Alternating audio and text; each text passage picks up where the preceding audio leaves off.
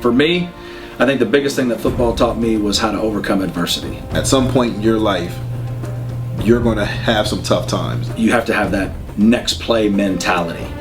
That cohesiveness and that working together, that's really something special that you can't get in a lot of other areas. When you practice that and you live that in other phases of your life, it becomes second nature because all you know how to do is fight. It's not an easy game. If it were easy, everyone would do it. You start to appreciate the smaller contributions that people make. You don't just look at the big one because you knew it took 6 or 7 other guys who are unsung. And you can't take shortcuts and be successful. Doing what they do to make it possible for the guy getting the press clippings or whatever it might be. In this game, whether it's as a coach or a player. So I would certainly say that you definitely got a very quick lesson in how to overcome adversity playing football.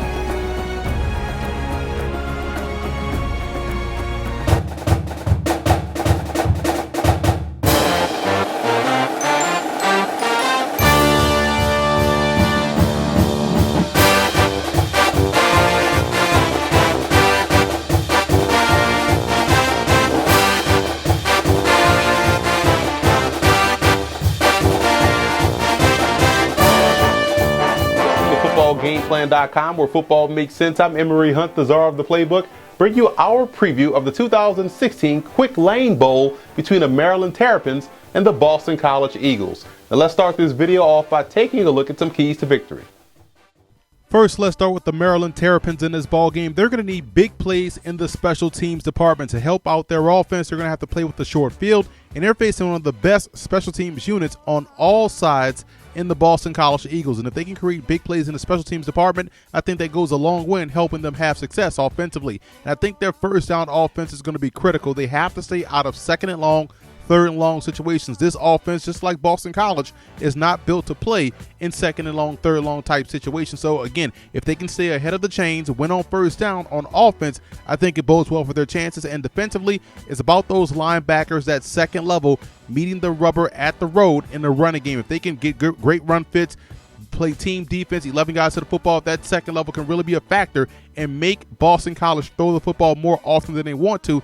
I think that's a win for Maryland. And for Boston College in this ball game, they're going to have to develop early passing rhythm in this contest. I think if they can get something going in the passing game, again, they don't have to be the 80s Falcons or the air raid Oregon Ducks. They just have to be sure to create some opportunities for their running game, and I think they can back up that pressure if they're able to get something going early on with their passing attack. And defensively, I would keep Harold Landry on the move. That's their outstanding edge rusher. Keep him on the move. That way Maryland can't get a good key on where he's going to be aligned constantly throughout the game, and therefore you can create even more pressure, not only versus the pass, but also versus the run.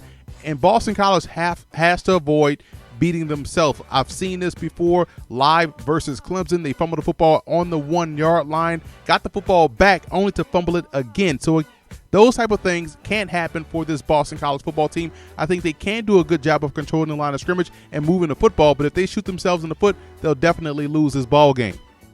And the biggest X factor in this game, in my opinion, for Maryland will be how well they're able to play along the line of scrimmage on offense. I think this is an offensive line that has shown they are able to play well in spurts. I've seen them dominate live versus Michigan State, but I've also seen them struggle on film versus Indiana. Today, they're facing one of the more feared pass rushers in college football in Harold Landry, and how well they're able to do from a pass protection standpoint could ultimately determine how well they're able to function on offense. And for Boston College in this ball game, I look at the receiving core. This is an area where Boston College has to play a lot better. They have to improve in that capacity if they want to have some success. Their passing game has struggled throughout the course of the season, so they're going to need guys like Jeff Smith, Michael Walker, Tommy Sweeney. Those guys have to get going early, short passing game. Then you'll open things up toward the more intermediate area and then take your shots deep down the field. But if they can't have success, if they can't win one-on-one battles versus a very good secondary of Maryland, then this offense could definitely struggle.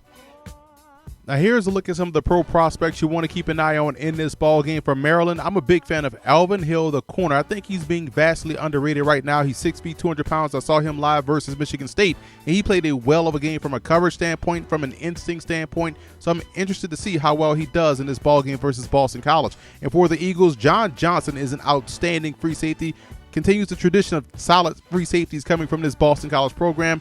And Harold Landry, he's listed as a junior, but keep an eye on him. This is a guy that may come out early. He's a tremendous pass rusher. And you also look at Patrick Tolles. I think he's He's a guy that has solid skill set. Still waiting to see if he's going to get into one of these all-star games, but I do think he has some work-wittable talent at the next level. I like Boston College in this ball game. I think we'll see a low-scoring defensive battle, but what will ultimately determine the outcome of this one, quite honestly and surprisingly, will be the ability of Boston College to throw the football with some effectiveness in this ball game. I think what you'll see is them have success in the intermediate passing area against that Terrapins defense. So look for Boston College to go into Detroit and come away victorious.